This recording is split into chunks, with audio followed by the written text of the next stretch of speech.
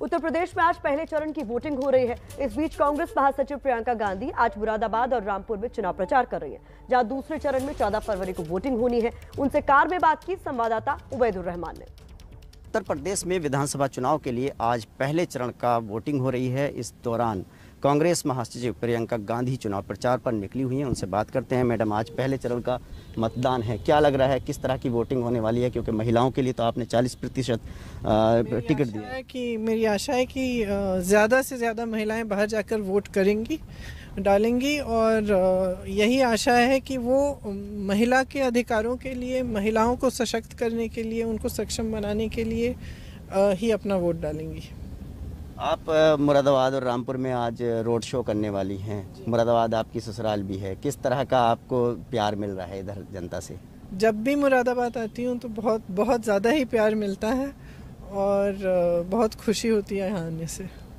आपने कल घोषणा पत्र भी जारी किया है, क्या वादे जनता से हैं? जिस तरह से आपने कहा कि लड़की हूँ, लड़ सकती हूँ, महिलाओं को आप एक नया ट्रेंड दे रही हैं राजनीति में। भारत की राजनीति पहला एक प्रयोग है, तो आपको क्या उम्मीद लगी है कि इस चुनाव में कितना कांग्रेस को इससे लाभ होगा? जो हमारा घोषणा पत्र है वो हमने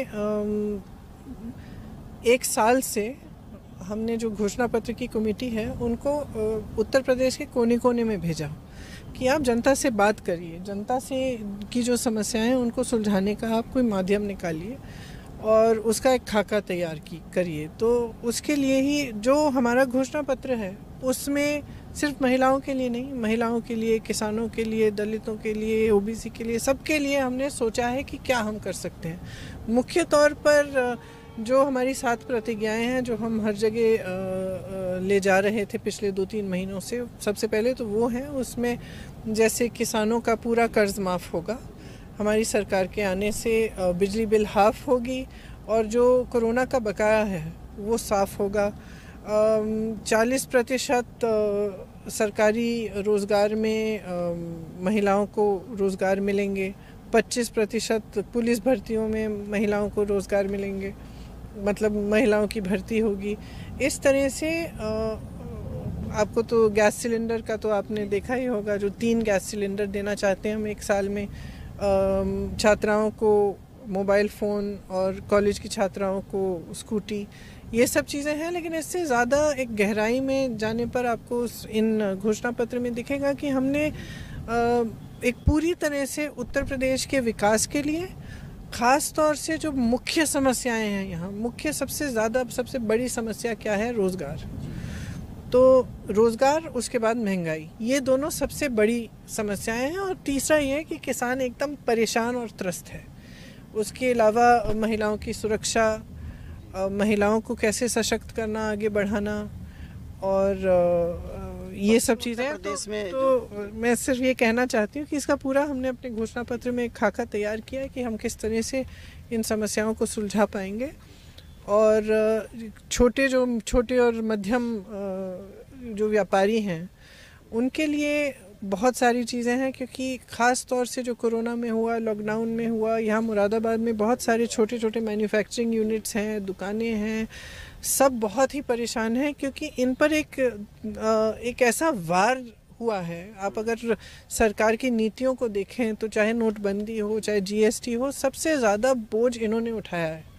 और कई ऐसे बिजनेस हैं, कई ऐसे दुकानदार हैं, व्यापारी हैं जिनके कारोबार बंद होने के कगार पर हैं।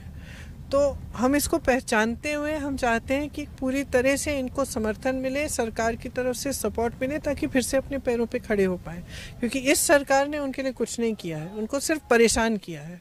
और कोरोना लॉकडाउन का भी सबसे बुरा असर सबसे ज़्यादा उन्हीं पे हुआ। पश्चिम उत्तर प्रदेश में जगह जगह आपका स्वागत हो रहा है। देख सकते हैं कि प्रियंका गांधी के जो चाहने वाले हैं, कांग्रेस के कार्यकर्ता, वो जो जगह जगह स्वागत कर रहे हैं, फूल मालाएं दे रहे हैं।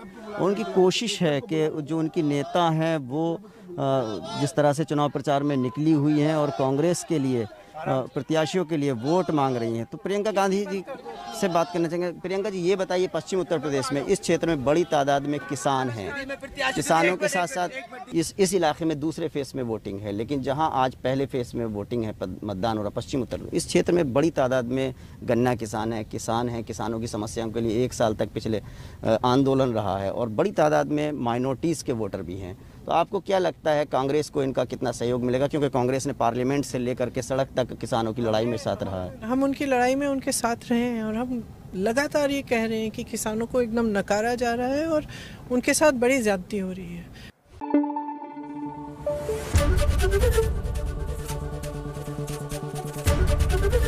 एबीपी न्यूज़ आपको रखे आगे।